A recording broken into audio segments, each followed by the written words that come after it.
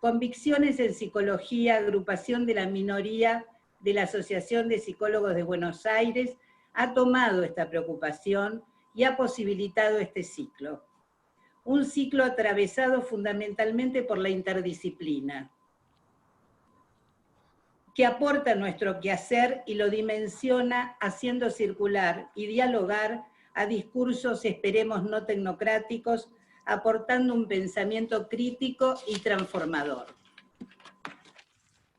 Es fundamental los especiales agradecimientos, por tanto, a los compañeros de Convicciones y muy especialmente al equipo organizador que solidaria, generosamente trabajó arduamente para que este ciclo se realice. Licenciada Mariana Goldring, licenciada Marina Gendrea y en prensa Sol Martínez y su equipo. Ahora sí, tengo el placer de presentar a nuestras disertantes. Va a hablar en primer lugar la licenciada Nadina Goldwasser, psicoanalista, miembro de Fórum de Infancias, y en segundo lugar va a hablar la doctora Andrea Quaranta, abogada, técnica en minoridad. En la actualidad, ambas son integrantes del Cuerpo de Abogadas y Abogados para Víctimas de Violencia de Género del Ministerio de Justicia y Derechos Humanos de la Nación, acompañando a las víctimas que sufren violencias de género, abusos y a la muy difícil experiencia de la interrupción legal del embarazo. Esperemos sea este un espacio de reflexión para revisar conceptos, afianzar derechos, evitar repeticiones, tanto en lo jurídico, lo clínico y lo institucional, y le doy la palabra a nuestras disertantes. Muchas gracias. Bueno, buenas tardes. Antes que nada agradecer a Convicciones por esta invitación y a sus coordinadoras, por supuesto. Es muy importante ver el interés en estas temáticas tan complejas. En mi caso, trabajando hace varios años con estas cuestiones, me he cruzado con gente implicada, gente muy comprometida, tales como Susana Toporossi, que estuvo en la charla previa, maestros también, Jorge Garaventa, Bettina Calvi, Jorge Volnovich, Juan Carlos Volnovich, y otras personas que día a día piensan, transmiten, comparten y trabajan en esto tan arduo que es esta problemática como es el abuso. Me parece que sin estas personas y sin la interdisciplina básicamente sería imposible que trabajemos con esta temática. Especialmente en esta época tan particular, como decía Silvia, que es esta pandemia, en donde el aislamiento social que implica cuidarnos y cuidar al otro, al mismo tiempo genera una situación inversa respecto a las violencias, porque obviamente el aislamiento es uno de los mayores riesgos. Entonces, además esto lo sabemos porque hay más o menos un 75% de agresores que pertenecen al entorno familiar de las víctimas. En ese sentido surge el interrogante de cómo lograr incidir en estas violencias cuyo carácter abyecto e inasimilable es enormemente dañino. Son alarmantes las veces en las que se escuchan, tanto en el sistema jurídico como en las justificaciones nefastas que ofrecen los perpetradores sexuales, ideologías, estereotipos y prejuicios que se terminan traduciendo en la utilización de razonamientos que hacen que se lleguen a juicios en los que muchas veces se resuelve por falta de mérito el sobreseimiento del agresor. Esto se ve confirmado además por peritos que hacen que se perpetúen estas prácticas y en las percepciones que se tienen de las infancias vulneradas, las que quedan excluidas de sus derechos y revictimizadas por mitos tales como que los niños fabulan o que las madres le llenan la cabeza a sus hijos en contra del padre, bueno, lo que ya la vez pasada Susana habló tanto, que es del SAP, y sus sucedáneos. Yo tomo esto de los sucedáneos, que un poco lo nombra Sonia Vaccaro, que es un modo de readecuar estas malas prácticas e incluirlo en las defensas. Lo vemos muchísimas veces en los juzgados. Por dar un ejemplo actual, en una sentencia dictada el año pasado se decide absolver al imputado por la denuncia de abuso sexual con acceso carnal por la convivencia preexistente y corrupción de menores agravada por la edad de la víctima. En ese momento la niña tenía 11 años. La absolución se apoya en la hipótesis de que como la niña mantuvo relaciones sexuales previas, el ilícito investigado no habría sido su primera experiencia sexual. De igual forma se cuestionaba la credibilidad de la misma basándose en el modo en que se llevó a cabo la cámara Gesell, y que no se condecía el relato con el afecto que aparecía allí. Esto lo vemos también muchísimo, y lo que no había era signos en ese momento de angustia, pero claramente había una disociación en el relato, ¿no? Al respecto, cabe decir que el hecho de que la niña haya o no tenido experiencias previas, de ningún modo puede tomarse como fundamento para justificar un acceso carnal no consentido. Y además, que claramente la edad en que ocurrieron estos hechos, la niña no tenía modo de comprender el significado de los mismos, y mucho menos ser un argumento para exculpar al imputado, dado que dentro del expediente se habían recabado muchísimas pruebas al respecto. Dado que Andrea va a hablar más adelante sobre cuestiones legales, yo quisiera describir algunas cuestiones que hacen a la clínica y algunos conceptos que me han servido a mí en esta clínica tan compleja. La primera cuestión que merece señalarse es que, como mencionaba antes, tanto en el ámbito judicial como en el imaginario social, se viene sustrayendo históricamente de protección a las víctimas de abuso. Por ese motivo se vuelve indispensable fortalecer la legitimación del relato de la niña o niño, para que no queden dudas sobre la veracidad de estos hechos. Es necesario estar alertados de imaginarios sociales, prejuicios, falta de perspectiva de género y de infancia, y de ideologías eminentemente patriarcales, que revisten gravedad por la falacia en las conclusiones. De igual modo nos encontramos con los ya conocidos cuestionamientos a priori respecto de la credibilidad de las palabras de estos niños, y de sus referentes afectivos, y también de los profesionales que acompañamos. Esto lo vemos muchas veces en las denuncias, en donde también somos atacados los profesionales de la salud, y otros también que en realidad deberíamos estar más bien amparados por estas leyes. Encontramos también situaciones que son complejas de ser percibidas y que por lo tanto requieren mayor trabajo y una articulación de saberes que son más del orden de la interdisciplina. Yo retomo algo de esto que subrayó Susana porque me parece muy importante, y esto es casos más habituales de lo que pensamos, en donde bajo amenazas implícitas o explícitas de parte del perpetrador sexual, y que muchas veces es el padre o quien lo representa en su función, ¿sí?, se retractan o se muestran desafectivizados respecto del hecho. O algo que vemos muchas veces en los peritajes es la dificultad de poner en palabras, de relatar el abuso. Esto debido a las amenazas a las que se ven expuestos, y también a ciertos mecanismos que son muchas veces la introyección de la culpa, la disociación, la identificación con el agresor, la vergüenza y otros, que vamos a ir viendo también más adelante. Hay que mencionar además, tal como vemos en este fallo, que la duda acerca de la inocencia del abusador es una constante, la vemos muchísimo. Y por el lado contrario, se sostiene que las víctimas han consentido o directamente se las culpabiliza, ¿sí? Es por ello que es tan importante poder, dentro de nuestra profesión, además de acompañar en la elaboración de ese sufrimiento, en estos niñas, niñas y adolescentes, aportar nuestra mirada y experiencia para que ese delito no quede impune. Especialmente en el instante en que estos agresores son sobreseídos, lo primero que solicitan es la revinculación. Y esto es una revictimización siempre, ¿sí? Yo ahora voy a compartir pantalla. A ver. Díganme por favor si se ve bien. ¿Sí? Bueno. En lo que respecta a un tema que me interesaba compartir con ustedes, y que después por supuesto lo podemos también charlar, es en cuanto al secreto y al traumatismo. Es un tema que me parece interesante por la dificultad en la inscripción o representación para una generación y sus efectos en la generación que sigue. En ese sentido, varios autores como Cicerón, Abraham y Torok se refieren a los complejos vínculos que ligan a las generaciones que los precedieron y cómo éstas influyen en el funcionamiento psíquico de las siguientes. Hablan de lo transgeneracional y sus efectos, como por ejemplo secretos y contenidos que quedan encriptados y no posibles en principio de ser metabolizados. Para esto voy a presentarles una viñeta en un genograma, dado que es más fácil seguirlo.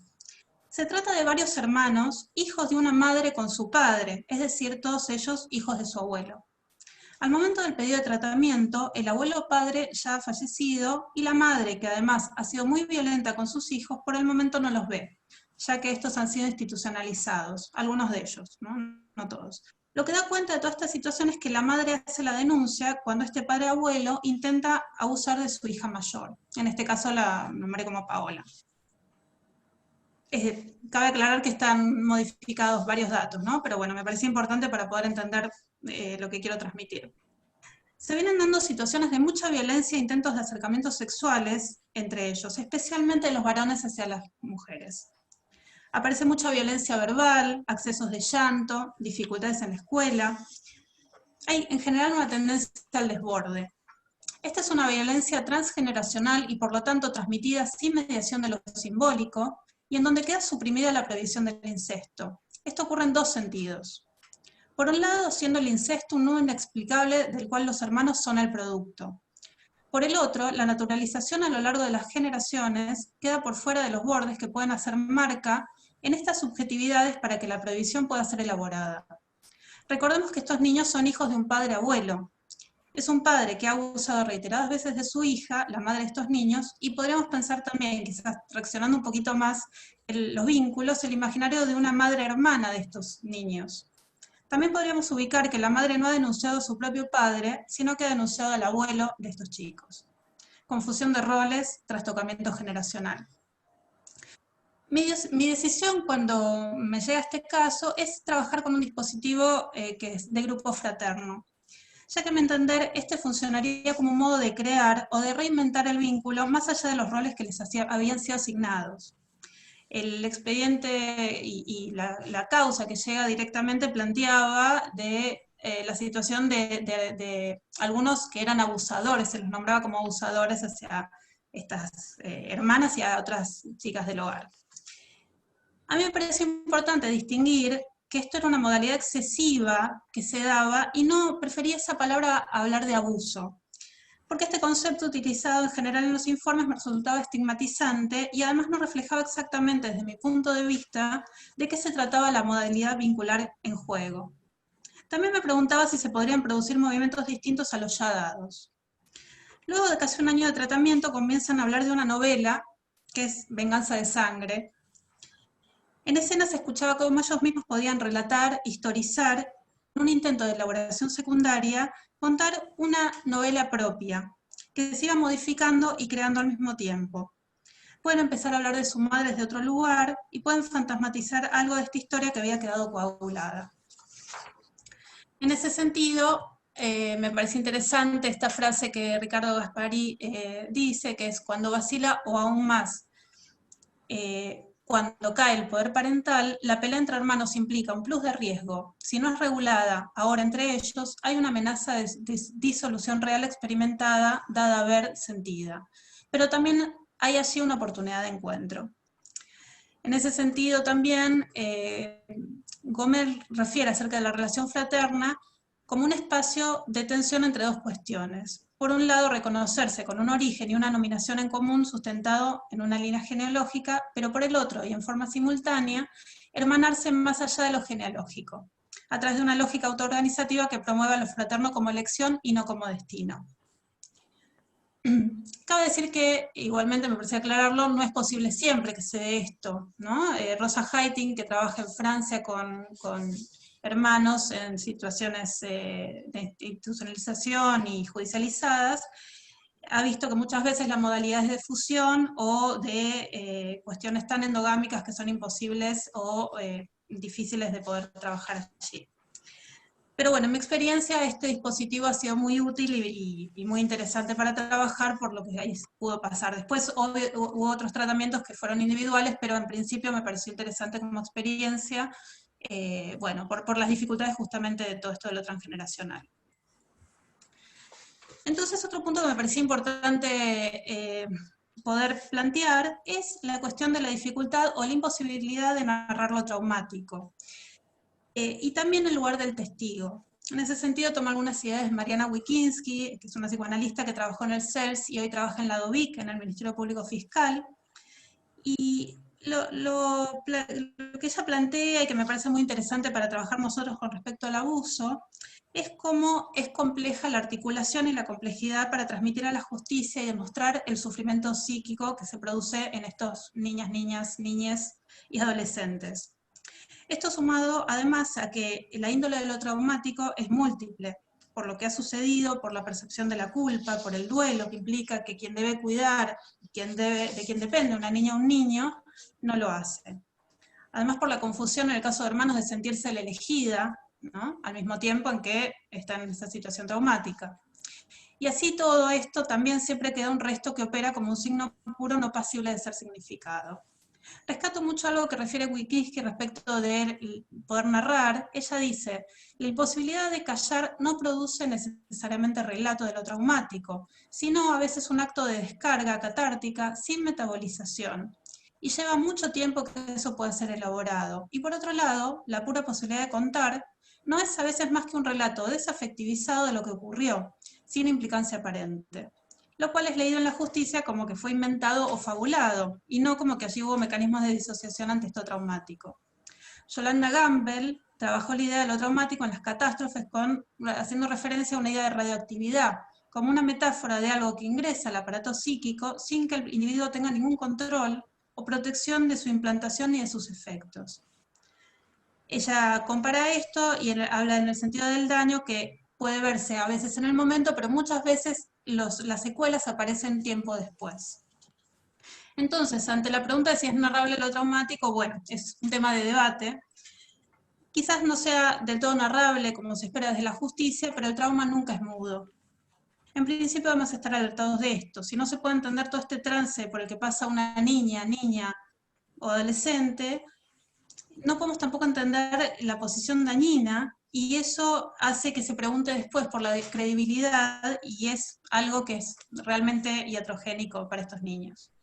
Creerle a la niña o al niño debería ser, por las convenciones internacionales, las leyes, y además por las múltiples experiencias, investigaciones. Yo en mi experiencia he trabajado con varios sobrevivientes de abuso, adultas y adultos, y ahí nos podemos percatar de todo esto que ha quedado callado, y me parece que esto es una posición ética y política que tenemos que nosotros tener como profesionales. Hay otra cuestión que me parece importante, que es la idea de lo vergonzante, y este reencuentro que se da. Cicerón refiere que lo que queda oculto por la vergüenza luego aparecen enfermedades psíquicas o físicas, enfermedades que pueden ser a consecuencia del clivaje que se genera en la generación siguiente, en que el sujeto debe portar esto como una prehistoria de la historia propia.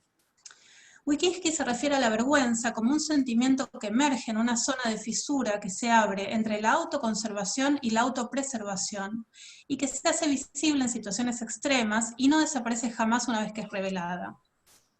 Recuerdo en varias ocasiones de estos pacientes que habían sido víctimas de incesto en su infancia, que relataban esta sensación tan difícil de describir y cómo se le dificultaba ponerla en palabras.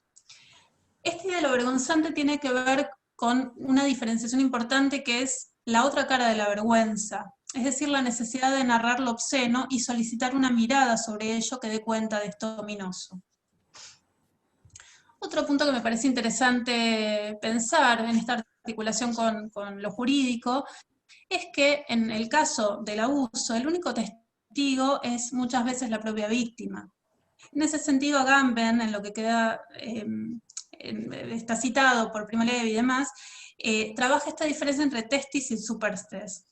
Y se refiere con testis a aquel que se sitúa como tercero en una situación de litigio en la que no está involucrado, a diferencia del superstes, que es aquel que ha vivido sobre sí mismo la realidad acerca de la cual ha de dar testimonio.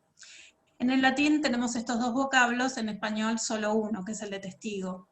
En la justicia nos hallamos con esta dificultad justamente. ¿Por qué? Porque en general estas situaciones se dan sin que nadie las presencie, y cuando la madre o quien puede referirlas da cuenta de esta situación, descree en general de ese relato. Y en ese sentido, el dispositivo jurídico no toma en consideración esta particular situación, en donde se espera un relato objetivo, un relato no fragmentado, en donde no haya lagunas de recuerdo, que se den cuenta con precisión de lugares y de fechas, y nosotros sabemos muy bien que esto muchas veces no es posible y que puede llevar muchísimo tiempo poder relatarlo, ¿no? Otro punto que me parecía interesante destacar es la idea de la memoria, que muchas veces queda confundida con esto traumático que se vuelve intolerable. Canciper, en su libro Resentimiento terminable e interminable, describe el concepto de sobremuriente, que a mí me pareció muy interesante trabajar, para dar cuenta de la memoria del pavor ante lo traumático. Lo que él refiere es que un sujeto queda como varado, como un centinela en un puesto para evitar la sorpresiva aparición de un derrumbe inminente. En efecto, él se refiere a tal concepto como quien tiene por principal tarea en la vida sobrevolar la muerte, en el sentido de una pervivencia, en permanente estado de precariedad, signado por sentimientos escindidos de culpabilidad, de vergüenza y de terror sustraídos a su propio dominio. El principal costo es la repetición de pedazos de situaciones traumáticas, carente de un recordar que pueda ser articulado dentro de un continuum. Su efecto en lo manifiesto es un porvenir sin sentido, obturado en lo latente por la presencia de un contrasentido, la presencia de fragmentos que se repiten sin cesar para alejar de ese modo el pavor del peligro de un futuro que implica la memoria de la repetición de lo intolerable. Recuerdo un adolescente que no dejaba de tener pesadillas que se repetían y se repetían, y lo importante ahí no era tanto el contenido, sino esta característica de horror y de vividez en esos sueños, en esas pesadillas, ¿no? Eso me parecía sumamente doloroso y se le daba sumamente doloroso a este adolescente, y esto aparece también muchísimo en la clínica. Bueno, voy a dejar de compartir y para ir dando un poco un cierre a lo que vengo diciendo, pero contando una viñeta me pareció interesante para que pensemos juntos también esta clínica tan compleja, contarles de una situación en donde, bueno, yo recibo una mujer que ella pregunta por su hija de 5 años que presenta algunos síntomas que la han hecho, en realidad ella no nota ninguna cosa que la preocupe demasiado, pero sí la escuela le ha señalado que hay situaciones un poco preocupantes. Una tiene que ver con el temor a ir al baño de esta niña, y otra es una queja de una madre que refiere de una alumnita, compañera de ella, que la habría tocado varias veces en la vagina y que también la habían encontrado en la escuela entre las dos tocándose. La madre, luego de consultar a una abogada, me viene a ver, dado que la nena le ha relatado, sí, ahí sí, la madre empieza a escucharla más y el papá le dice, la nena relata que el papá le dice cosas feas con la pitu, dice así. Presenta también una enuresis nocturna, y hasta ese momento no habían hecho la denuncia. Cuando me viene a ver, me comenta que la van a hacer en breve esta denuncia, y luego de eso tenemos varias entrevistas. Cuando ella me relata la situación, ella está separada del padre de la nena había empezado a pernoctar en casa del padre, yo lo cito, yo deseo citar al señor. Esto es algo que con el tiempo lo fui aprendiendo, que tiene que ver con una estrategia para, en principio, empezar a escuchar a ver de qué se trata la situación. Lo recibo a este hombre, no podría decir en el contenido específicamente, salvo algunas cositas que parecían extrañas, pero sí contratransferencialmente la situación de clima, de incomodidad, de ciertas cuestiones en donde yo preguntaba y él me repreguntaba, ¿no? Pero bueno, digamos que yo hasta ahí escuchaba la situación, y después de eso no pude contactarlo más. Sí le pedí que me firme el consentimiento para atender a la nena. Esto fue muy importante para después lo que pasó. Cuando empiezo ahora la nena, en entrevistas diagnósticas, se ve una hiperactividad motriz muy importante, no pudiendo ella quedarse sentada a jugar a nada en particular. Pedía muchas veces ir al baño, yo la tenía que acompañar hasta la puerta del baño. Y mientras jugaba, distraída, se tocaba la vagina en forma bastante compulsiva. Al cabo de un tiempo se encuentra en el baúl de juguetes un caleidoscopio. A partir de ese momento todo cambió. Ella empieza a mirar a través del caleidoscopio y al mismo tiempo empieza a canturrear, a cantar muy bajito algo y dice "Shita, Shita". Yo escuchaba eso. Sí. Con mucha excitación me pide lápices y empieza a dibujar y hace unos garabatos en donde se ven estrellitas, pero que los garabatos, quiero marcar esto porque es muy fuerte, digamos que termino rompiendo la hoja en muchas ocasiones. Digo, más allá del dibujo en sí, era la intensidad de esto, ¿no?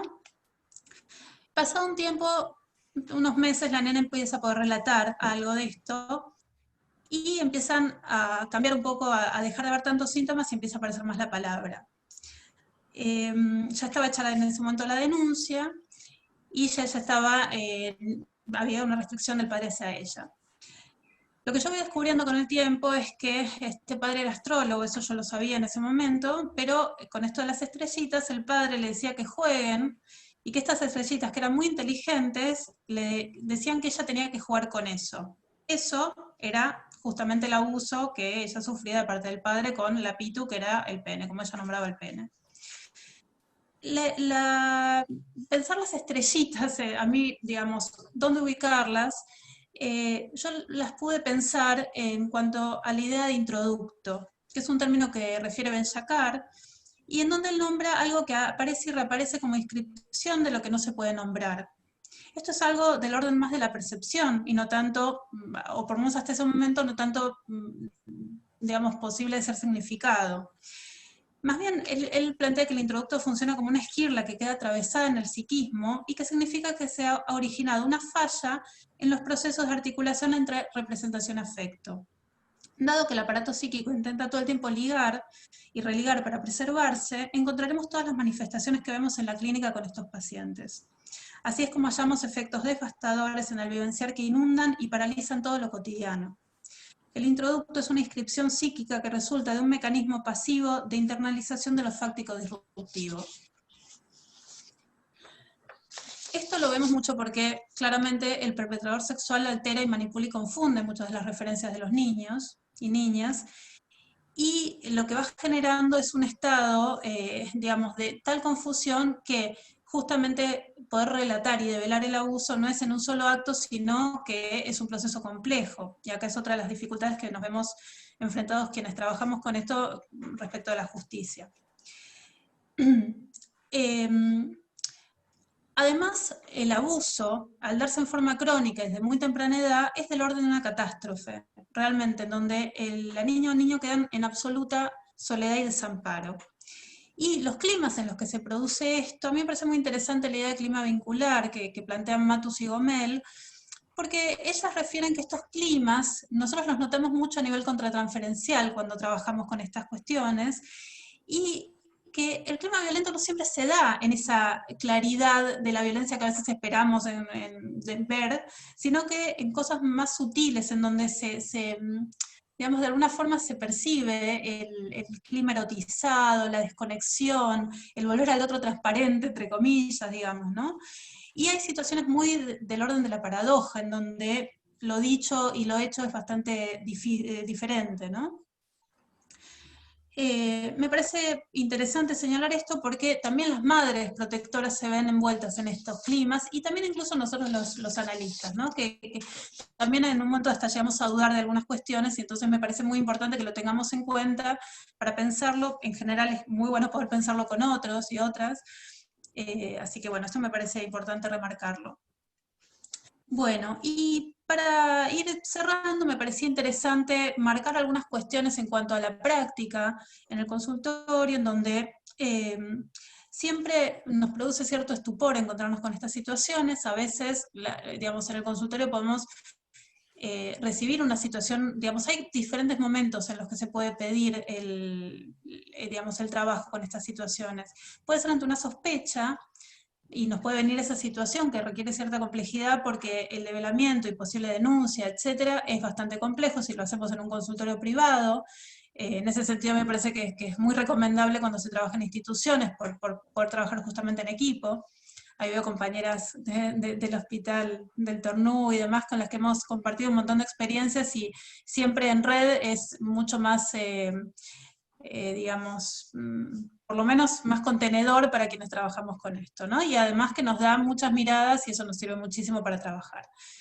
La otra situación es que ya esté judicializada y entonces uno ya recibe esto. Muchas veces se le puede pedir el consentimiento, digamos, la posibilidad de atención al juzgado. Hay una cuestión, una discusión que siempre está vigente, que tiene que ver con si conviene o no atender según si la cámara Gesell se ha hecho o no, y esto es un tema de debate enorme. A mí me parece que lo que demora la cámara Gesell, si uno deja una niña o un niño sin tratamiento, es realmente revictimizante. Así que a mí me parece que digamos, esto de que esté viciado el discurso no es así, o en todo caso va a estar viciado siempre, pero eso no es que no dé cuenta después de la posibilidad de relatarlo. Bueno, y me parecía entonces importante señalar, para terminar, que varias cuestiones son importantes tener en cuenta para quienes trabajamos con estas temáticas, que es el tema del secreto profesional, en donde lo tenemos que obviamente romper, pero justamente el código lo que dice es que es ante una causa justa que se rompe este secreto. El tema del consentimiento informado, en lo posible conseguirlo. Yo, como les contaba, estratégicamente intento que ambos padres lo firmen, y si no es posible pedirle a las defensorías o a quien nos pueda dar ese consentimiento. La historia clínica es muy importante, porque a veces nos la piden desde los juzgados.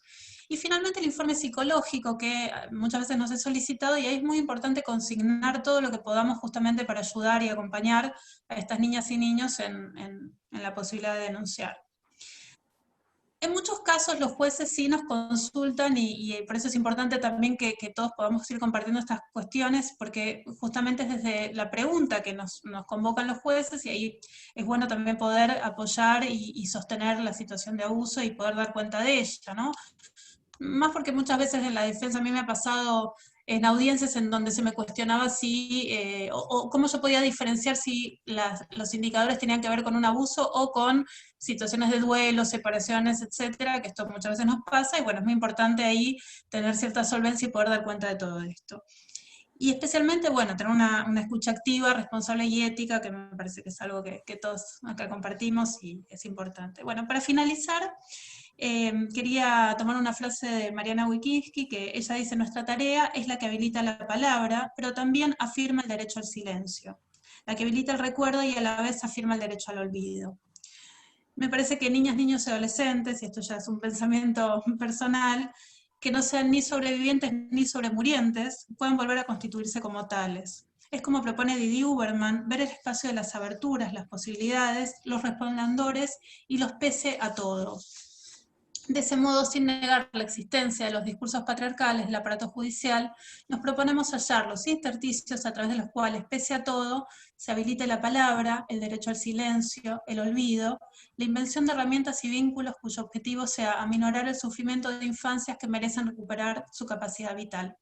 Les agradezco mucho, le doy la palabra a Andrea. Hola, buenas tardes a todas y todos. Bueno, antes que nada agradezco a Convicciones la invitación a participar en este espacio. Yo comparto la necesidad de estos temas trabajarlos interdisciplinariamente y además con otras personas, aun cuando sean de la misma disciplina, por la complejidad que tienen y poder pensarlo, aunque sea entre dos, siempre va a ser mejor.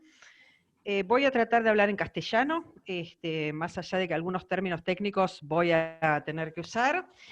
En algunos casos sé que los términos tienen un sentido diferente en lo que hace a lo que vamos a hablar hoy, principalmente la palabra víctima.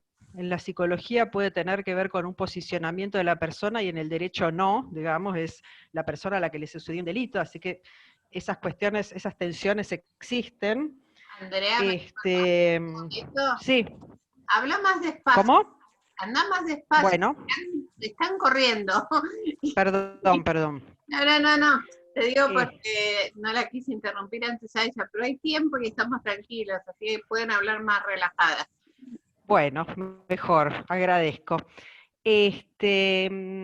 Yo pensé en 3 ejes, aclarando también que yo veo que hay un problema que es un ida y vuelta entre abogados y psicólogos. Nosotros los abogados muchas veces le pedimos a los psicólogos que nos den certezas en sus informes y pericias, queremos que nos pongan si el abuso ocurrió o no y cómo.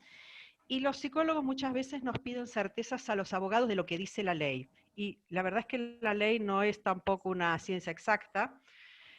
No solo por la famosa frase de que una mitad de la biblioteca dice una cosa y otra dice la otra, que no siempre están así, pero es verdad que nunca el 100% de la biblioteca dice lo mismo, pero además en los temas que tienen que ver con delitos sexuales, todo ese capítulo del Código Penal está muy mal redactado, con términos muy ambiguos, que se dan mucho más a la libre interpretación que en otros temas. Varios abogados creemos que es que los legisladores fueron simplemente pacatos al momento de escribir y no se animaron a poner lo que querían poner, entonces usaron términos que quedaban mejor, pero que hoy hay que ver qué quisieron decir. Bueno, con estas aclaraciones yo pensé 3 ejes, cada uno de ellos, si fuera una materia en la facultad, sería de un cuatrimestre, y uno diría que tiene que ser como mínimo anual, pero bueno, yo voy a tratar de hacer un resumen. Uno es lo que tiene que ver con temas de infancia, más o menos las leyes más importantes, el cambio de paradigma y el sistema de protección integral, que es algo con lo que pueden encontrarse en el recorrido si trabajan con niños. Después los tipos penales, que tipo penal significa qué conducta es un delito y cuál no. Voy a hacer también un resumen de los principales tipos de delitos sexuales que entiendo que pueden encontrar ustedes en su práctica, y finalmente lo que son, por lo que he visto en la experiencia, los grandes dolores de cabeza de los psicólogos. Algunos los nombró Nadina: el secreto profesional, la obligación o no de denunciar, las pericias, así que bueno, preparé un PowerPoint, le aviso a las coordinadoras, yo lo dejo a disposición si después este material lo quieren compartir con los participantes. Más que nada lo armé, porque bueno, hay muchos números de leyes, por ahí les es más fácil sacar una foto que estar preguntándome a mí qué número dije, y bueno, espero que les sea de utilidad. A ver, esperen un segundo.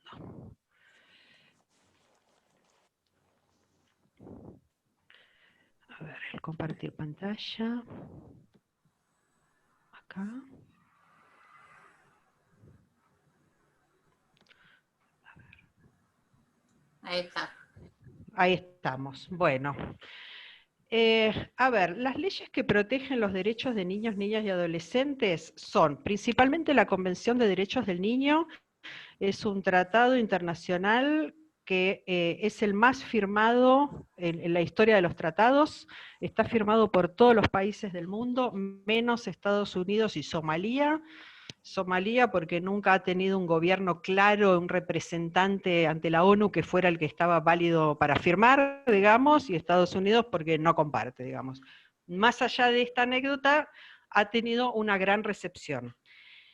Está la Ley Nacional 26.061 de Protección Integral de Derechos de Niñas, Niñas y Adolescentes, que recepta, digamos, a nivel nacional los principios de la Convención, y hay, creería que al día de hoy en todas las provincias, una ley de infancia que se adapta a estos principios. En capital es la Ley 114, en provincia la 13.1298, y en cualquier provincia a las que ustedes estén va a haber alguna ley similar. El Código Civil y Comercial, el Código Penal, y ahí puse un etcétera, que no es casualidad, digamos, los derechos de los niños han ganado cada vez más lugar y son muchísimas las normativas que los tienen presente de manera específica. El cambio entre... entre lo que se llamaba el paradigma anterior y todas las leyes nuevas, ustedes van a encontrar estas cuestiones en común. Una es que a los niños, niñas y adolescentes se los considera sujetos de derechos. Antes eran objetos de protección. Y este sujetos y objetos ha cambiado directamente el mundo de las leyes de la infancia, y yo diría que en muchos casos el mundo de los niños.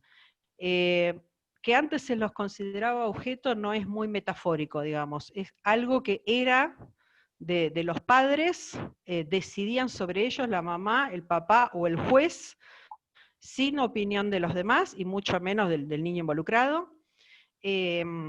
A partir de este cambio en la convención se los empieza a considerar sujetos, con lo cual se entiende que los niños, parece una pavada aclararlo, pero ellos también son personas, y no son menos personas que los adultos, simplemente tienen un grado de menor de desarrollo, pero lo van adquiriendo día a día.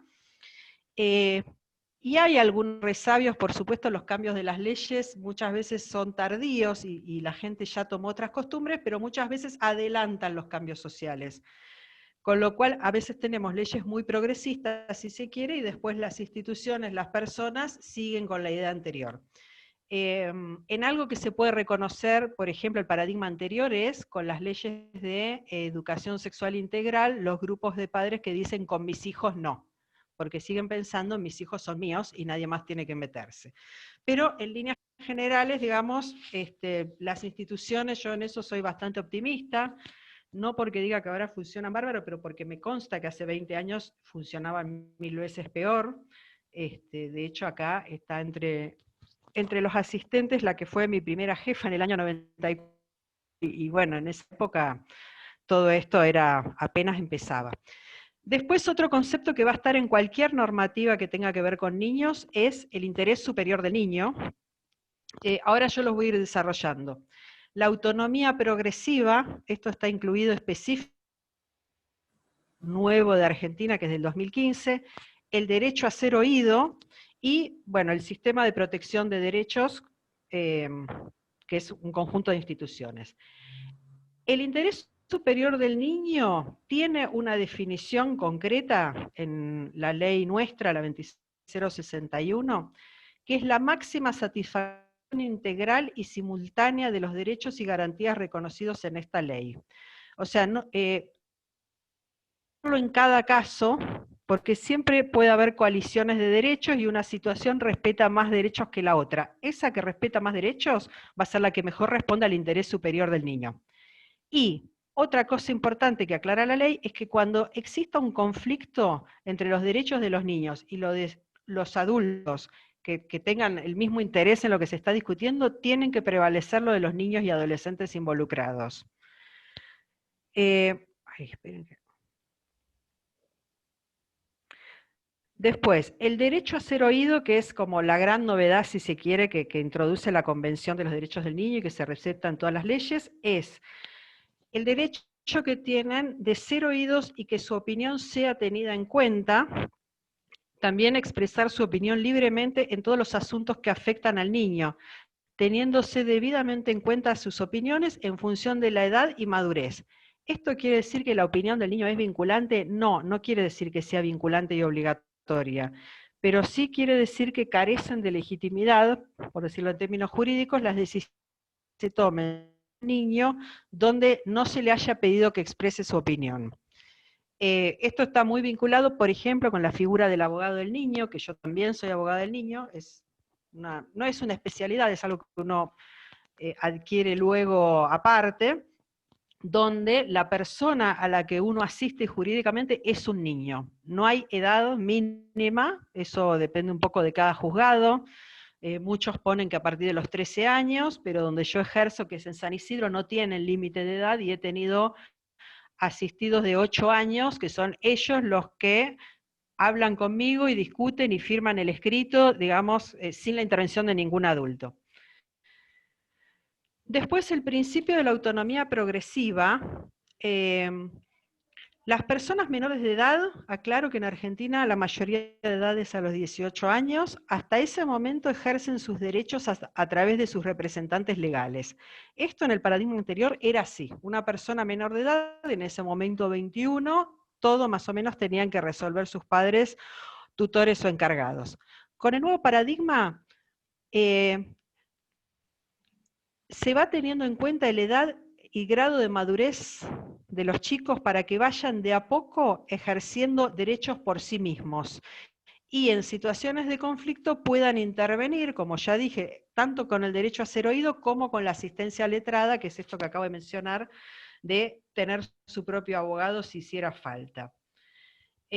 Nuevamente, la persona menor de edad tiene derecho a ser oída en todo proceso judicial que le concierne y a participar en las decisiones sobre su persona. Se permite que los adolescentes, esto está en el Código Civil y Comercial, es una ley vigente, la ley más importante del país.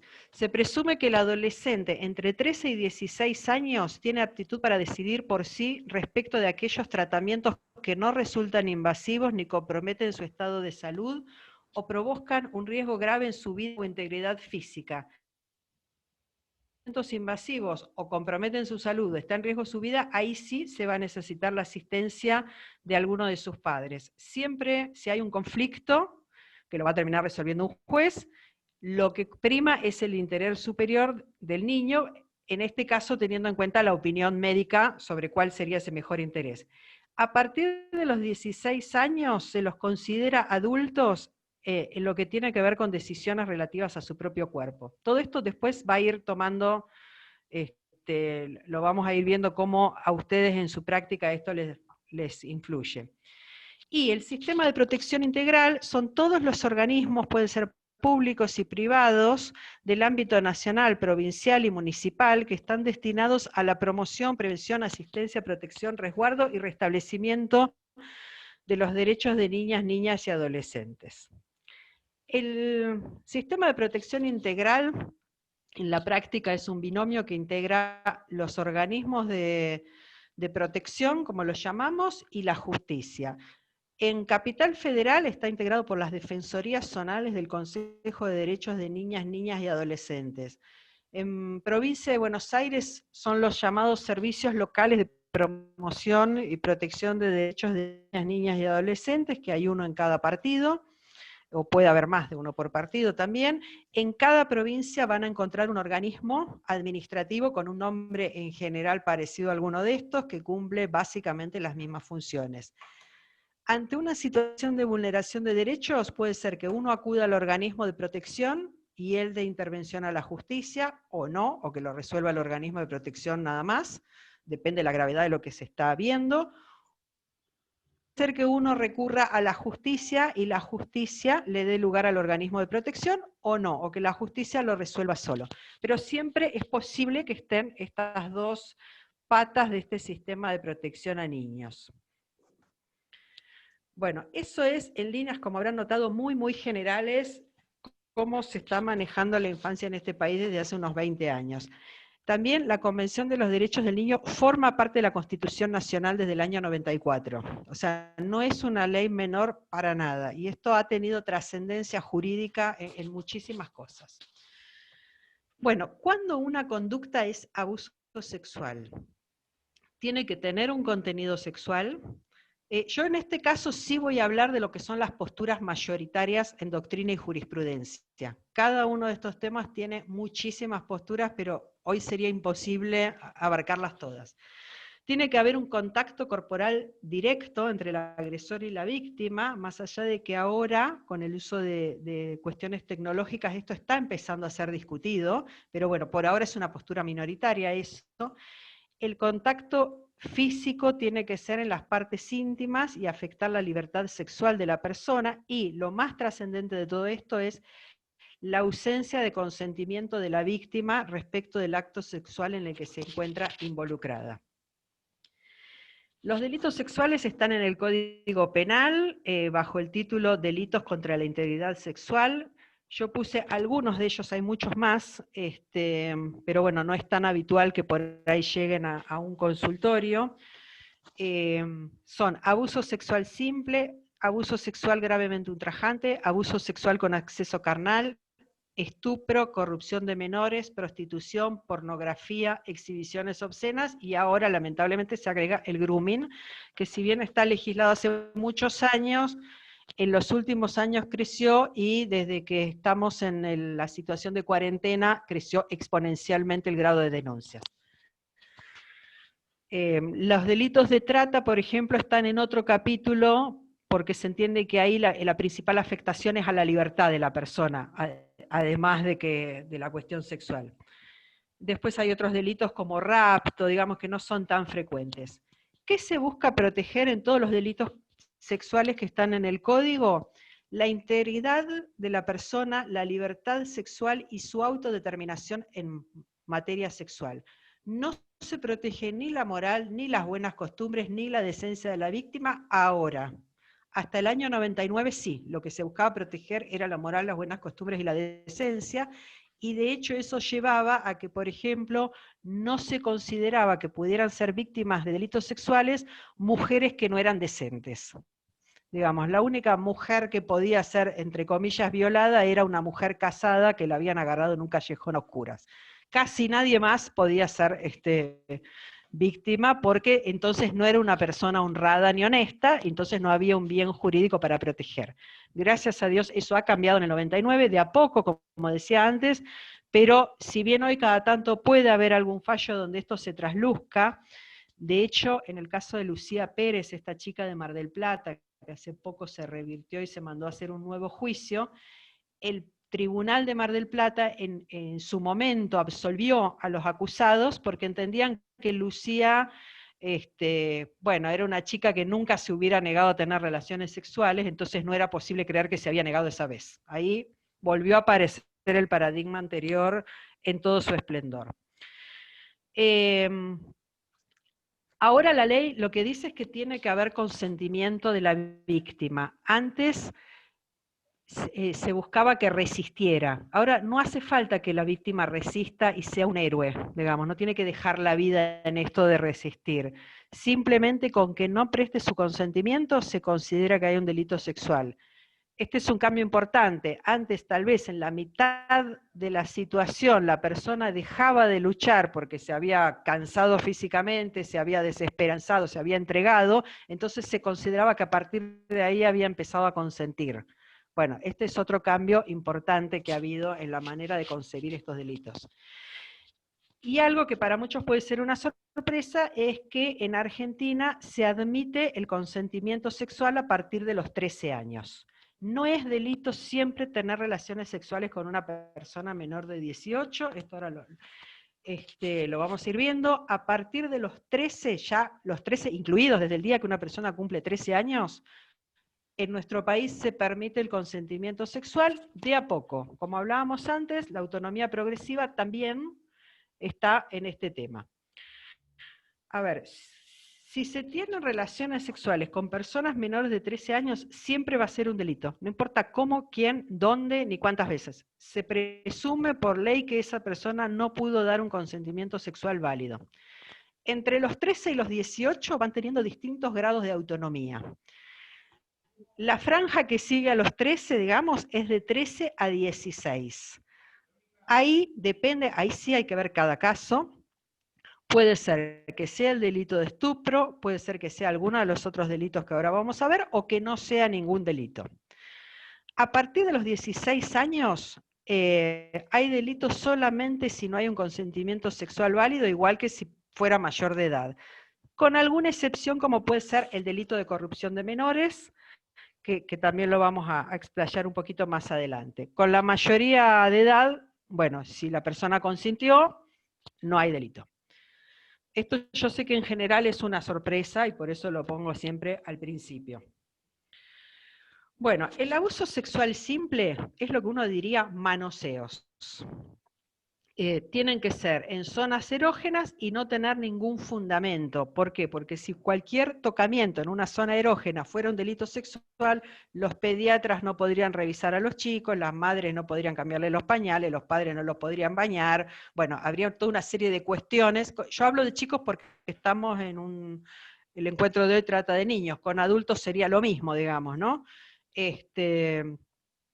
Bueno, tiene que ser en estas zonas y no tiene que haber consentimiento de la víctima y tiene que haber una intencionalidad sexual, digamos, ¿no? Por eso no cualquier tocamiento en esas zonas es un delito.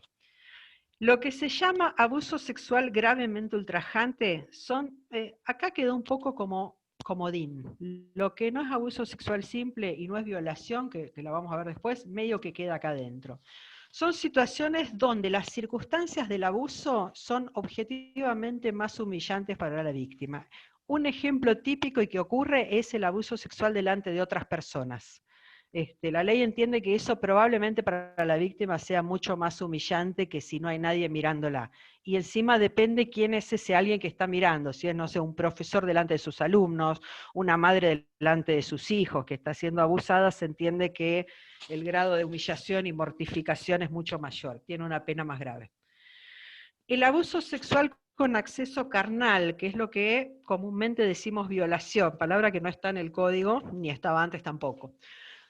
Este delito que hasta hace 2 o 3 años también había que ir a la libre interpretación, ahora sí los legisladores escribieron concretamente lo que significa, y son las situaciones donde hay acceso carnal, penetración por vía vaginal, anal u oral. Hasta hace 3 años se discutía si el sexo oral obligado era acceso carnal o era gravemente ultrajante.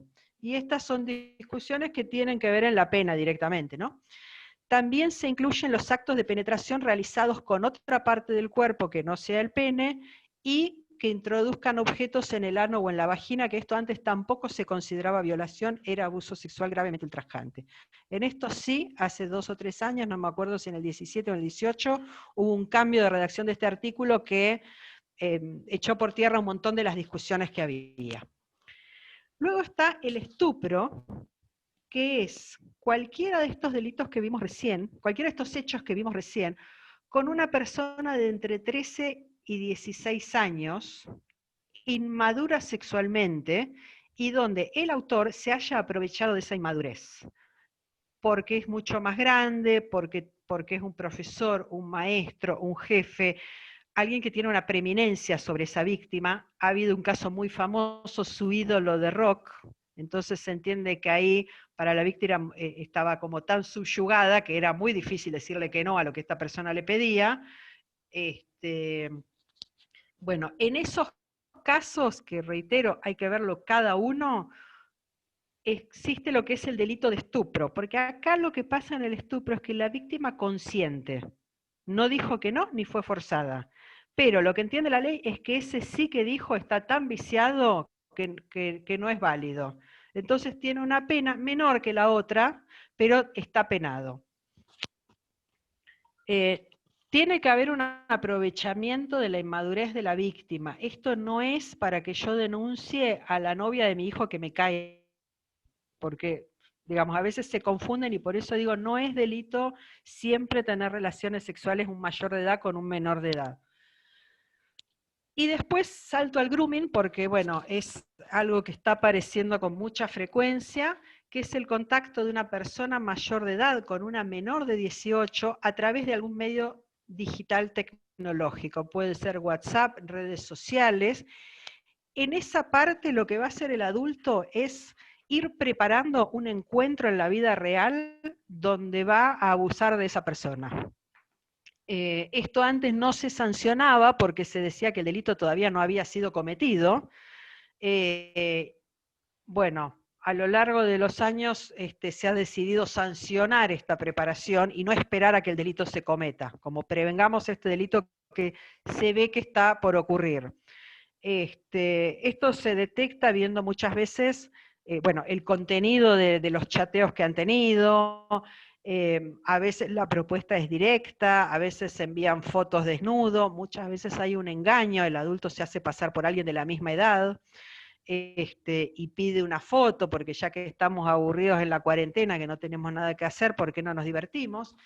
Y tiene 2 maneras, una que es el engaño directo, se hace pasar por alguien de la misma edad, y bueno, y cuando podemos nos encontramos en la plaza, y ahí el chico que va se encuentra con un adulto, y a veces no hay un engaño, a veces le pide una foto,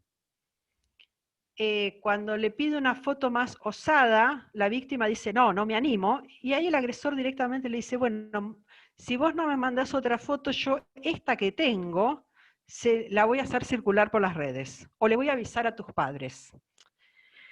Y esto increíblemente tiene mucho efecto, porque todos los padres le dicen a sus hijos no chateen con extraños. ¿Qué hacen los hijos? Chatean con extraños.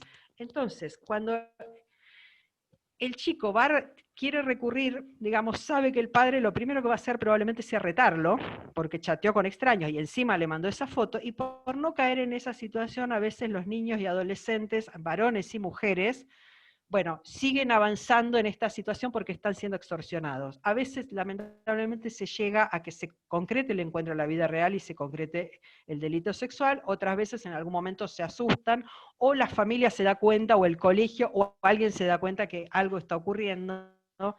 Y se puede detectar a tiempo.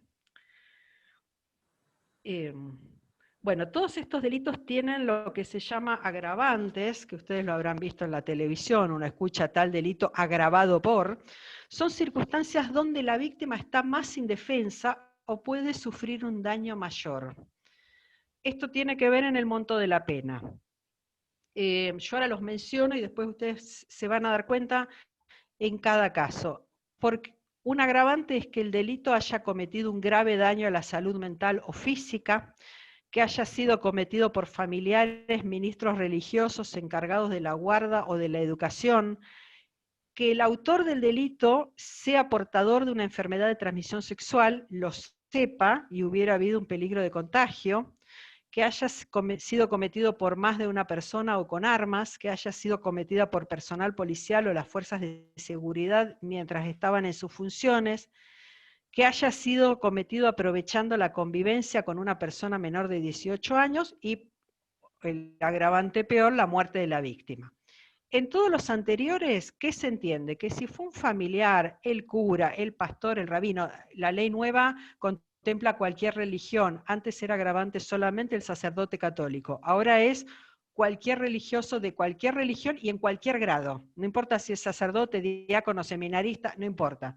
¿Por qué? Porque se entiende que la víctima no va a estar con la guardia alta cuando está ejerciendo el culto. Se entiende que le tiene confianza, como le tiene confianza a su tío, a su maestro, a su profesora de música y al policía de la esquina. Entonces, si la víctima relaja las defensas que por ahí tendría o los alertas que tendría cuando está con desconocidos, está más vulnerable y por eso los delitos cometidos en esa circunstancia que facilitan la comisión del delito tienen una pena mayor. El que dice aprovechando la convivencia con una persona menor de 18 años, hablando en castellano, se pensó en la nueva pareja de la madre, digamos, que no era agravado porque no era el padre, ni era el tío, ni era ninguno de los que estaban ya como agravantes, pero que convive con la víctima, digamos, y que obviamente comparte la intimidad, le tiene confianza y se genera esta facilidad para cometer el delito. Yo pongo este ejemplo porque es el más claro. Puede ser cualquier persona que conviva, un amigo de la familia, un casero, no sé, se alquilan la casa a turismo, cualquier persona que está conviviendo con esta persona menor de 18 años y esto le facilita la comisión del delito, tanto por el ámbito físico, por la nocturnidad, por compartir una cierta intimidad, y depende cuál sea el vínculo, bueno, además la víctima le tiene confianza y no se cuida. Bueno, cuando hay más de una persona es por la dificultad, digamos, de oponer resistencia, lo mismo con el uso de armas, con la policía, lo que ya decíamos, y la persona con una enfermedad de transmisión sexual que hubiera riesgo de contagio porque puede provocar un daño mucho mayor que, entre comillas, el simple abuso. Que por supuesto uno piensa que siempre un abuso sexual trae grave daño a la salud mental como mínimo, ¿no? Pero bueno, se entiende que la ley entiende que hay casos que ese daño puede ser mayor y lo sanciona más. Hasta ahí, después yo sé que hay un espacio de preguntas que ahora no lo estoy pudiendo ver, pero bueno, ese es más o menos el pantallazo que yo quise dar de lo que son los delitos que pueden, entiendo yo, llegar tanto a ustedes como psicólogos como a nosotros por ahí a la consulta particular como abogados. También está el delito de corrupción de menores, que son estas mismas situaciones, pero cuando se considera que hay corrupción cuando por la cantidad de delitos, la temprana edad de la víctima y la excesiva lujuria, digamos, de los hechos cometidos, tienen una entidad tal que pueden torcer el normal desarrollo sexual de ese niño, niña o adolescente. Este es un delito muy discutido, porque hablar de una sexualidad corrompida implica necesariamente hablar de una sexualidad normal. Y entonces ahí estamos en serios problemas. De hecho, si hoy uno va a la literalidad de la ley, un adolescente de 17 años no podría tener relaciones sexuales con uno de 18 porque podría ser corrupción de menores, y a todos relaciones homosexuales, perdón, con alguien de 18 porque podría ser corrupción de menores, y a todos nos suena como muy raro eso, y en contraposición con la ESI, incluso desde hace unos años el matrimonio igualitario, digamos, es un delito que se discute muchísimo qué significa y qué no, y hay quienes incluso votan por derogarlo, pero bueno, hoy por hoy está vigente. Bueno, y después me voy a referir a los que yo creo que son las grandes problemáticas de ustedes como psicólogos y psicólogas, que son la obligación de denunciar el secreto profesional, el consentimiento en el tratamiento y las maneras de participar en el proceso. Bueno, ¿hay obligación de denunciar? Sí, de eso no cabe la menor duda. Son muchas las legislaciones que hacen referencia a esto. Yo primero las voy a explicar y después vamos a hablar de lo que sabemos que son los problemas que tienen estas leyes en la práctica. Una de las que pone la obligación es la Ley de Protección de Derechos de Infancia, que lo pone en 2 artículos, en el 9 y en el 30. En el 9 le habla de la persona, sin especificar ni profesión, ni lugar, ni nada, que tome conocimiento de malos tratos o situaciones que atenten contra la integridad sexual de un niño, niña o adolescente.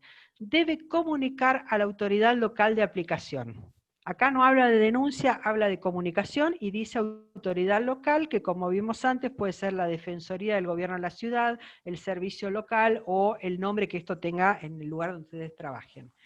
El artículo 30 también habla de deber de comunicar a los miembros de establecimientos educativos y de salud públicos y privados que tuvieran conocimiento de una vulneración de derechos. Tienen que comunicarlo, nuevamente dice, a la Autoridad Administrativa de Protección de Derechos en el ámbito local, bajo apercibimiento de incurrir en responsabilidad por dicha omisión. Tiene una normativa similar, la Ley 24437 de Protección contra la Violencia Familiar, en su artículo 2, que dice que están obligados a efectuar la denuncia los profesionales de la salud y todo funcionario público que en razón de su labor tome conocimiento de una situación de maltrato físico o psíquico por alguien del grupo familiar a menores o incapaces. Todos son bastante similares, como verán. La Ley 26485 de Protección Integral a las Mujeres, en el artículo 18, también habla de que están obligados a formular denuncias quienes prestan servicios de servicios asistenciales, sociales, educativos, de salud, público, privado, siempre es público o privado. Esto es una aclaración muy importante. Hay mucha gente que trabaja en servicios privados, educativos, de salud, de lo que fuera, que creen que esto no les alcanza y que es solamente para funcionarios públicos. No, es para cualquier profesional que se desempeñe en cualquier lugar público o privado y que en función de sus tareas toman conocimiento de un hecho de violencia contra las mujeres, y esta misma ley define la violencia sexual como un tipo de violencia contra las mujeres, de cualquier edad. El Código Penal, en el artículo 277, una de las hipótesis es el que no denuncie la perpetración de un delito en el que él no haya participado, digamos, cuando estuviera obligado a promover esa persecución penal, que como estamos viendo, los psicólogos son de los que están obligados a promoverlo. Y el Código Procesal Penal dice que están obligados a denunciar los delitos perseguibles de oficio, que ahora lo voy a explicar, los funcionarios o empleados públicos que lo conozcan ejerciendo sus funciones, los médicos, parteras, demás personas que ejerzan cualquier rama del arte de curar, en cuanto a delitos contra la vida y la integridad física que conozcan en su profesión. Acá dice, salvo que los hechos conocidos estén bajo el amparo del secreto profesional. Bueno, los delitos perseguibles de oficio, esto voy a tratar de resumirlo, los delitos pueden ser perseguibles de oficio o por instancia privada. Los de instancia privada son los que se investigan solamente si la persona los denuncia. Si la persona no la denuncia, el Estado no se mete. Los de oficio son los que se investigan siempre, no importa si la persona quiere o no. Hasta no hace tanto los delitos sexuales contra menores eran de instancia privada. Por suerte eso ha cambiado, porque muchas veces el que podía denunciar eso era la propia familia, que tal vez o no veía o quería encubrir al autor, porque como dijo Nadina, un porcentaje muy importante de estos delitos son cometidos por un familiar. Bueno, ahora termino. ¿Quién tiene que denunciar? Lo ideal sería que denuncie la familia del niño, niña o adolescente, que si ustedes en una consulta surge este tema, puedan hablar con el adulto que lo haya llevado y que esa sea la persona que haga la denuncia, porque marca que esa persona tiene una posición de cuidado, ese referente afectivo, que puede ser un adulto cuidador. Si no se logra, va a haber, si trabajan ustedes en una institución, lo ideal sería que esa denuncia la hagan las autoridades de la institución, o por lo menos la hagan en conjunto con ustedes, y si no, la tendrá que hacer el que se enteró, digamos, si nadie lo acompaña. No hace falta permiso de ningún superior, no hace falta abogado, tampoco. ¿Cómo se denuncia? denuncia? ¿Dónde? Se puede informar, como ya decíamos, en los organismos de aplicación de las leyes de infancia, en cualquiera de ellos, el que funciona en su lugar de donde ustedes viven, en la línea 102, en la línea 137, en el WhatsApp que pongo ahí, 11 31 33 1000, en cualquier comisaría y en cualquier fiscalía. Hay comisarías de la mujer y fiscalías especializadas en género o en delitos sexuales. Yo recomiendo que vayan a una de esas porque se pretende que tienen personal más capacitado. No siempre pasa, pero muchas veces sí. Ahora, ¿cuál es el problema que tienen estas leyes? Que no dicen plazos. Ustedes toman conocimiento de esto en la consulta. ¿Cuándo tienen que ir a denunciar? Eso la ley no lo aclara. No dice que tienen que salir corriendo, digamos, no es que uno se entera y si al día siguiente no fue a denunciar uno está incumpliendo con la ley. Tampoco se entiende que esperen un año. De hecho, yo voy a compartir al final, si hay tiempo y si no les quedará a ustedes, un fallo donde sancionan, digamos, penalmente a una persona que tardó más de un año en denunciar una situación de abuso de la que estaba al tanto. Bueno, ahí todos podemos entender que se le fue un poco la mano. Pero bueno, uno de los problemas es que no establece plazos y de hecho tampoco establece sanciones. Digamos, salvo el artículo que les puse del Código Penal, en todo el resto no dice qué pasa si no lo hacen. Entonces, ahí, eso es un problema que tiene la ley en esto. ¿Cómo hacer la denuncia? Yo recomiendo que se haga por escrito. Se puede hacer oralmente, pero bueno, uno por escrito, digo, uno no está acostumbrado en general a estar en una comisaría, en una fiscalía, mucho menos si no es parte de su trabajo, como puede ser en mi caso, o en un organismo de protección. Uno por escrito lo arma tranquilo en su casa o en su consultorio, lo ordena, ve no olvidarse nada, digamos, si lo hacen por escrito, gran recomendación, vayan con 2 copias y que les devuelvan una copia sellada. Tiene obligación la persona que los recibe de darle una copia sellada con la fecha.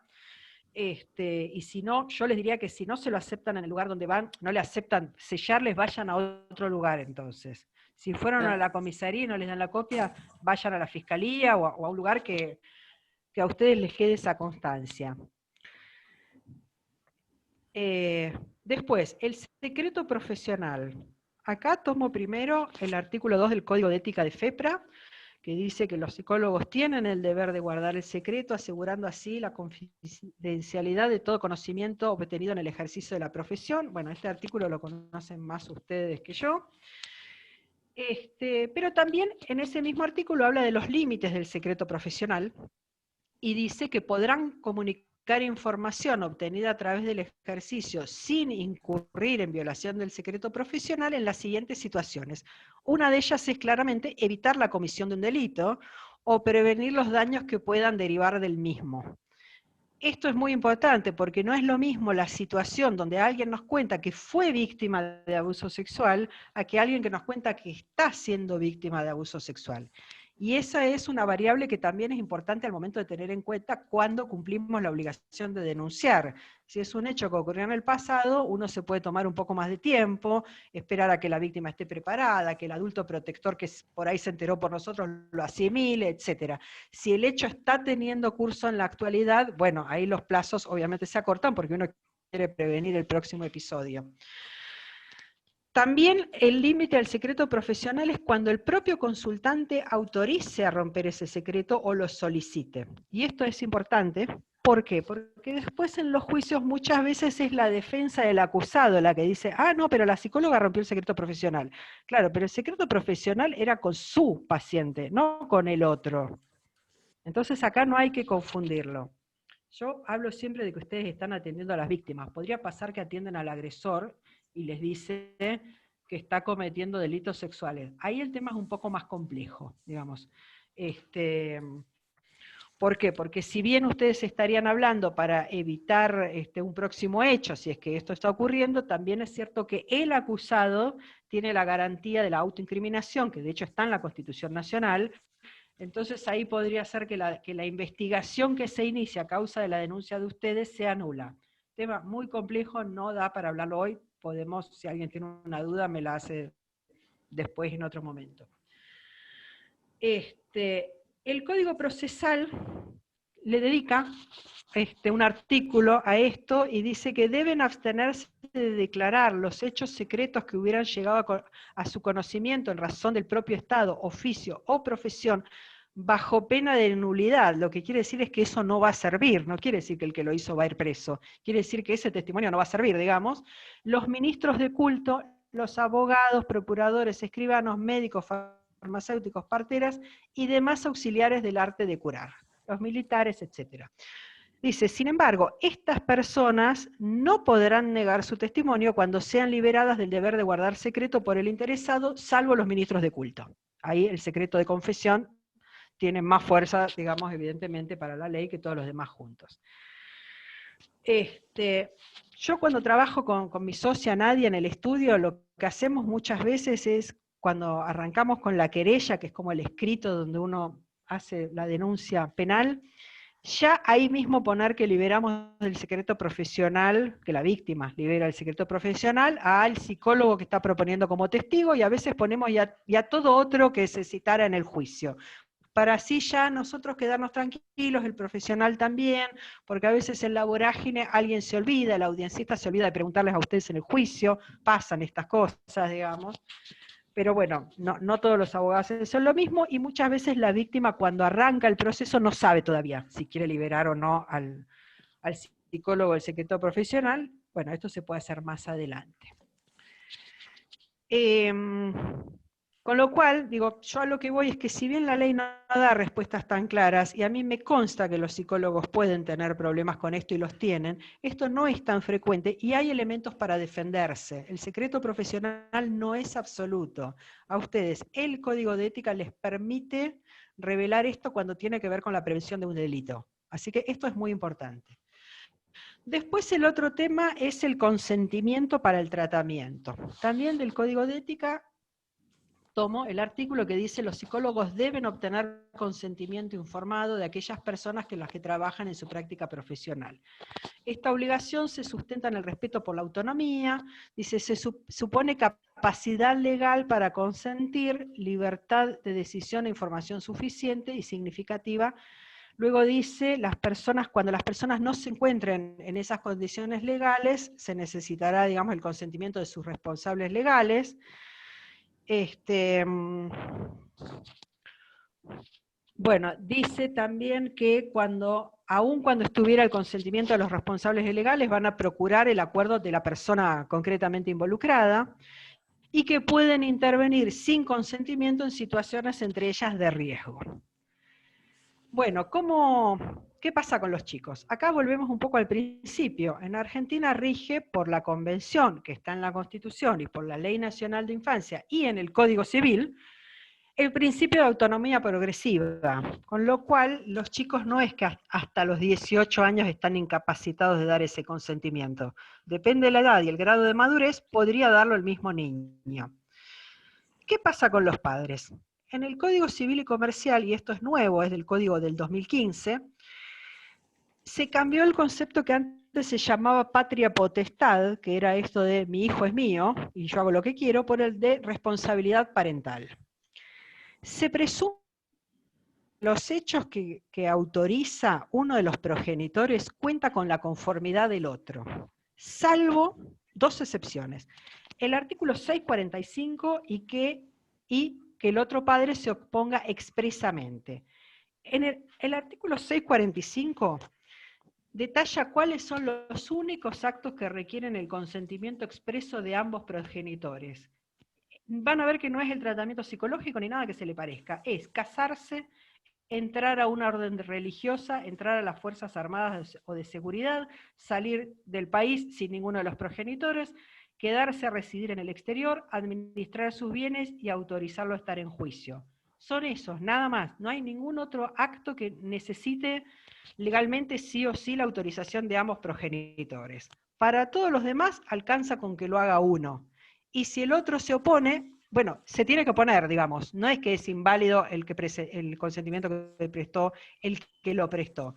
Si hay un desacuerdo, en cualquier caso, a ver, han llegado a juicios temas de a qué escuela va un chico, digamos, ¿no? Estamos hablando de que los desacuerdos son múltiples y por los temas más variados.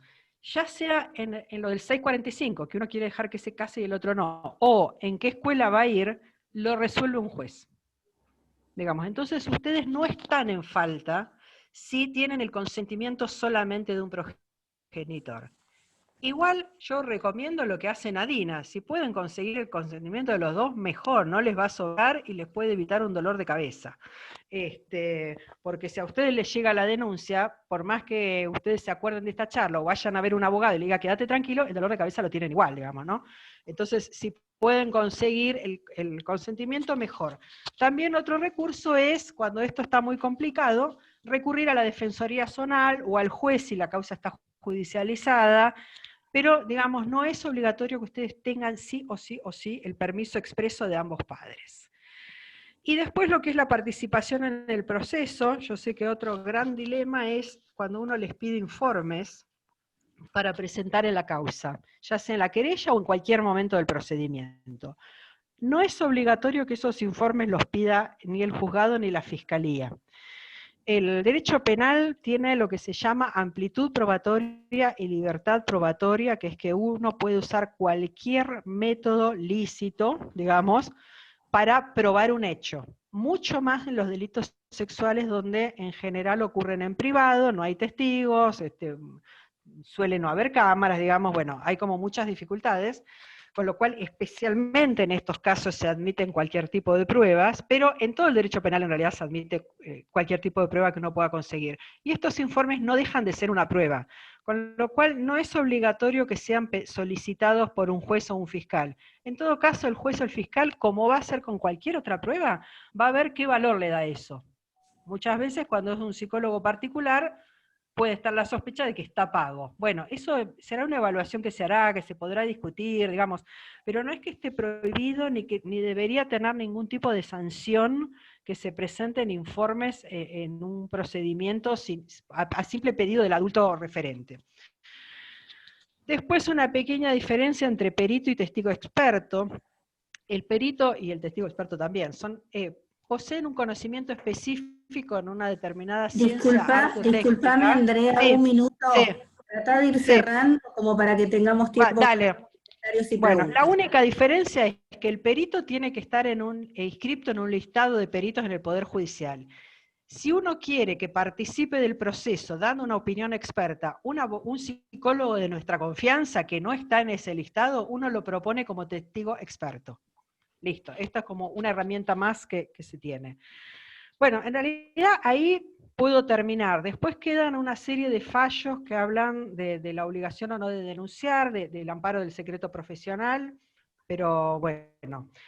Lo que sí, siempre con mi socia lo hablamos mucho, para las víctimas y sobre todo niños es muy difícil, digamos, hablar, y lo que tratamos es de que la valentía de ellos no sea en vano, que nosotros tengamos una actitud ética, profesional, personal, de escucha activa y de compromisos con estas causas, y hacer todo lo que profesionalmente podemos y usar todas las herramientas que tenemos para que esta develación no quede en la nada.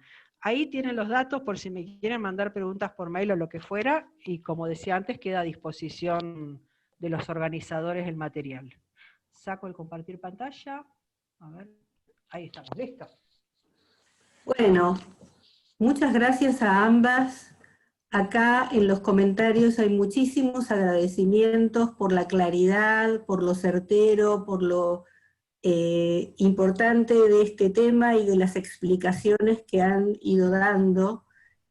Hay mucho agradecimiento por la claridad y también por la modalidad de exposición, en donde las dos hicieron eje en las herramientas también para el abordaje de este tipo de situaciones tan complejas. Nadina, hay una pregunta para vos que está ligada al tema de cómo discriminar en el caso de menores lo que puede ser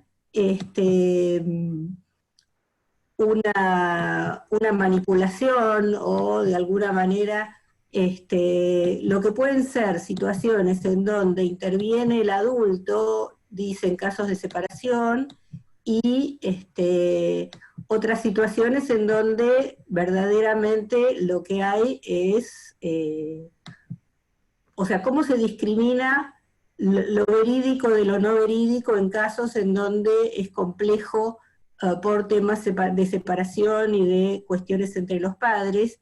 Y te agrego otra, Nadina, la estoy buscando, pero que está a algo que vos nombraste como poder dejar de ser sobrevivientes y sobremurientes, ¿sí? Yo quería preguntarte algo también. Me gustó mucho cuando vos decís que el trauma no es mudo, y también me interesó mucho o sea, me gustaría la diferenciación entre sobreviviente distinto a sobremuriente, que es la definición de Canciper que había estado. Y lo que te quería preguntar en relación a esto del introducto de Ben-Shakar, es si eso es justamente lo que hace que las víctimas tarden tanto. Lo que me pasa a mí en la clínica o en el consultorio es que las víctimas aparecen a los 20 y pico o recuerdan el abuso muchísimos años después y de pronto por un desencadenante que no sabemos. Eso en principio. Bueno, gracias por las preguntas, muy interesantes. Bueno, a ver, respecto de la primera, acerca de la veracidad, pero las voy a ligar un poco, porque me parece que todas tienen que ver. A ver, yo, digamos, mi posición, y creo que esto tiene que ver con algo, a ver, más general, que es que si nos sentamos desde el lugar de pensar, digamos, ¿por qué nos preguntaríamos por la credibilidad del relato, ¿no? O sea, ¿por qué nos vamos a preguntar eso, ¿no? Yo muchas veces, digamos, lo comparamos con cualquier otra situación, cualquier otro delito, digamos, si a alguien le roban en la calle, ¿por qué vamos a dudar de que esa persona está diciendo la verdad, ¿no? Entonces, acá se plantea una cuestión que es muy compleja. Sí entiendo a lo que apunta quizás la pregunta, que tiene que ver con esto donde las niñas en general quedan como botín de guerra entre padres. Esto se da, es cierto, pero me parece que son dos cuestiones diferentes, ¿no? Me parece que, digamos, por la experiencia y por todos los que venimos viendo, y justamente por esto de ver a adultos, que la cantidad de adultos que a veces van a contar el abuso o a veces vienen a un tratamiento por cualquier otra cosa, y eso surge muchísimo, y varones y mujeres además. Me ha impactado recibir un montón de varones. A veces uno tiene esa naturalización de que son las mujeres nada más las que lo sufren, y no. Lo que pasa es que me parece que a los varones, por todo lo que dijo Susana en la charla anterior, les cuesta mucho más relatarlo y demás. Vemos que cuando lo cuentan, digamos, la veracidad está. Y hay algo que yo me acuerdo que Rosansky decía respecto a esto de inventar el relato, ¿no? Él decía que cuando un nene o un chico o alguien inventa un relato, que no se resiste a ningún análisis, digamos, un análisis serio, no observador, y que realmente eso surge muy rápido. O sea que por eso, además la veracidad no tiene solo que ver con el relato, sino con toda la sintomatología que vemos, es una lectura que hay que hacer contextualizada, digamos, ¿no? Por eso hablaba yo de los climas, me parecía importante ir entendiendo todo esto que va sucediendo, donde uno también registra casi desde lo perceptivo, y ahí está la cuestión del introducto, porque el introducto justamente afecta a algo que hace que, digamos, toda la lógica se caiga, ¿no? Más en un niño o niña muy chiquitito, en donde, digamos, se están recién desarrollando cuestiones muy importantes. Entonces, incluso Ben-Shakar toma mucho lo que dice Piera Olañé de los procesos originarios, del pictograma, de la cuestión sensorial. Es muy llamativo y muy fuerte cuando uno lo escucha, digamos, cuando un chico tiene como esta cuestión con el olor, ¿no? Relata, por ejemplo, esto de estar olfateando cosas, se acerca y huele, por ejemplo, en forma un poco compulsiva, o digamos, cosas como mucho más desde lo sensorial, que lo vemos en la clínica cotidianamente, y que son notorias y son diferentes. Entonces, esto de si es creíble o no, me parece que tiene que ver como con un posicionamiento ético, ¿sí? Ético, político, ideológico, en donde es muy importante que nos paremos desde ahí y que en principio tenemos que creer. Después está el relato, sí, digamos, de los relatos de los padres y estas batallas entre adultos en general, que bueno, pero ahí, digamos, cuando uno va al niño a escucharlo, se escucha otra cosa. Por eso es importante, por ahí, que estén en un tratamiento psicológico y se lo pueda escuchar desde otro lugar, ¿no? y también que haya una escucha, digamos, que no haya cualquier escucha. Hay alguien, no sé si se había hecho esta diferencia entre escuchar y oír, ¿no? Alguien había dicho algo en el derecho a ser oído, ¿no? Y que no es la oreja, es la escucha realmente implicada, ética, no desde el lugar de la abstinencia que a veces nosotros decimos, sino realmente estar ahí implicados escuchando esto, ¿no? Así que bueno, eso me parece. Después la idea de sobremuriente y sobreviviente, digamos, eso es un término, a mí me gustó mucho esto de Canciper, porque me parece que él habla de esta cuestión de quedarse como en un lugar en donde no puede terminar. Yo siento que toda esta cuestión de la repetición de la cosa compulsiva que aparece en la sintomatología tiene que ver con esto, que es como un estado en donde no termina un niño o niña de poder pararse. Incluso en adultos lo vemos también, que se quedan compulsivamente en esta cuestión, ¿no? Repetitiva, y que justamente poder hacer ese proceso de elaboración, de metabolización en el psiquismo es muy importante, y es salir justamente de ese lugar de un no estado, no sé, como, yo lo pienso así como un no lugar, digamos, ¿no? Entonces, digamos, también el término sobreviviente se usa mucho porque la discusión con este concepto de víctima, que por ahí Andrea al principio decía, también es una posición que es importante, digamos, que uno pueda decir fui, ¿no? Me pasó, pero no soy, ¿no? No soy abusada, sino que fui, y en todo caso me pasó esto, pero no lo soy, ¿no? En el ser, digamos, me parece que es una cuestión también interesante, y por eso planteo esto de salirse de esos dos estados, ni sobreviviente ni sobremoriente, sino poder estar el sujeto con todo su ser, digamos, ¿no? Bueno, eso lo quiero Sí, dejar pensaba en Andrés. relación a esto que traes, Nadina, por un lado, la importancia de poder salir de un lugar, ¿sí?, de sobremuriente, en el sentido de perder algún tipo de sentido, atrapado por o atrapada por la problemática de la que se reitera compulsivamente, ¿sí?, en forma de compulsiones.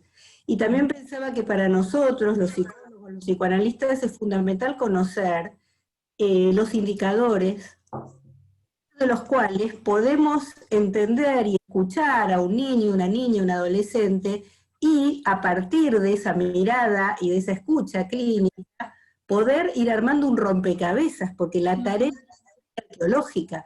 Ningún niño, niña, adolescente viene y cuenta, ¿sí?, salvo que haya ocurrido en el momento, o que algún disparador, como decía Mariana, en un adulto a veces, el año pasado pasó a través de las denuncias que hubo públicas, ¿sí?, con Juan D'Artés y tantas otras, que empezaron a llover situaciones en donde personas que no habían hablado de sus situaciones abusivas, que habían guardado en una especie de freezer psíquico rápidamente, empezaban a poder relatarlas.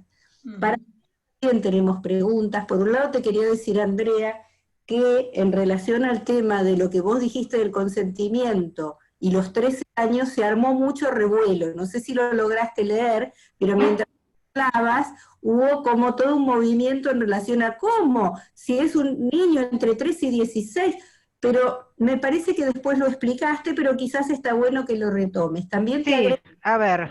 Sí. hubo varias, un minuto, que tiene que ver con qué pasa cuando la situación de abuso o de estupro, de alguno de los tipos de abuso que vos marcaste, preguntaban también si el agravante tenía que ver con la modalidad, con el vínculo que tenían, vos nombraste otros agravantes, pero una persona preguntaba específicamente en relación a qué pasa cuando la persona tiene una discapacidad. ¿Sí? Te hice como una vuelta de varias cuestiones, pero fíjate por dónde. Y nomás Bueno. para rematar, Andrea, dice, ¿cómo se interpretaría la situación de abuso de un joven menor a 18 años con otro par? Bueno, a ver, hay dos situaciones que son muy complejas. El tema de las personas con discapacidad, yo voy a dar una respuesta que probablemente no sea lo completa que necesita quien pregunta. Ahí hay hubo con la idea de proteger a las personas con discapacidad para que otros no abusaran de ellos tampoco sexualmente, además de muchos otros abusos posibles, se llegó a un grado donde los propios progenitores de personas con discapacidad dijeron paren un poco porque al final casi que las están privando de disfrutar de su sexualidad, porque nadie se les podía acercar más o menos porque era un delito. Con lo cual, en principio, este código rige para cualquier persona. Habrá que ver el grado de discapacidad que se está hablando y el tipo de discapacidad también, ¿no? Digamos, si no pudo dar un consentimiento válido, va a ser un delito igual que cualquiera de nosotros que no dé un consentimiento válido. Si lo pudo dar, más allá de tener alguna discapacidad, no va a ser delito. Es un tema muy complejo donde ha habido idas y vueltas por estos intereses contrapuestos, que a veces por proteger mucho se terminó cercenando la sexualidad de gente que, mucha gente también piensa que la persona con discapacidad es asexuada. Eso también ha sido un mito que ha corrido durante muchos años y en realidad no. Pero bueno, es un tema complejo. Si las dos personas... si el acusado de abuso y la víctima, los dos son menores de 18 años, ahí entra a jugar muchas cosas, muchísimas, entre ellas el derecho penal juvenil. Entonces va a depender si el acusado de abuso tiene 16 o 17, o si tiene menos de 16, en algún caso va a ser inimputable, en otro va a ser no punible, que son disquisiciones ya muy finas. No debería quedar en la nada, tampoco va a ir preso en principio. Acá juega una opinión, también va a depender la clase social, porque los niños más pobres van a los institutos de menores y los de clase media y clase media alta no, digamos, o clase alta. Entonces va a depender mucho de la situación. Lo ideal para mí sería un tratamiento, porque alguien de menos de 18 años, yo no diría que es un violador, digamos, ¿no? A priori. Pero bueno, no va a tener la sanción de prisión, pero puede llegar a tener una sanción penal. Puede hacerse un juicio que queda en suspenso hasta que cumple 18, y si ahí respondió un tratamiento tutelar de 1 año, entonces podría la pena quedar suspendida. Digamos, ahí entra a jugar otro régimen penal en lo que es derecho, digamos, ¿no? Que entiendo que la pregunta va ahí.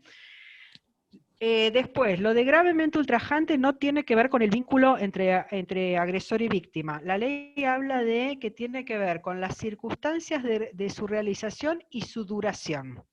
Términos muy opinables, porque una duración que exceda la normal. ¿Cuánto dura una relación sexual normal? Ahora que tengo 46 años, ¿me lo preguntás? ¿O a los 20? ¿Con mi novio reciente o con mi marido de hace 10 años? ¿Con chicos o sin chicos? ¿De vacaciones o digamos? Entonces digo, parece que no, pero no sé cuánto dura una relación sexual normal como para decir, bueno, esta duró un poco más. Por eso, es como eso la verdad que es muy opinable y no hay muchos fallos que yo veo que hayan usado esa variable. La de las circunstancias de la realización, sí. Por ejemplo, en un lugar público. Antes, hasta hace 2 o 3 años, si lo que se introducía era un objeto, eso era gravemente ultrajante y no era violación. No tiene que ver con el vínculo entre las personas involucradas.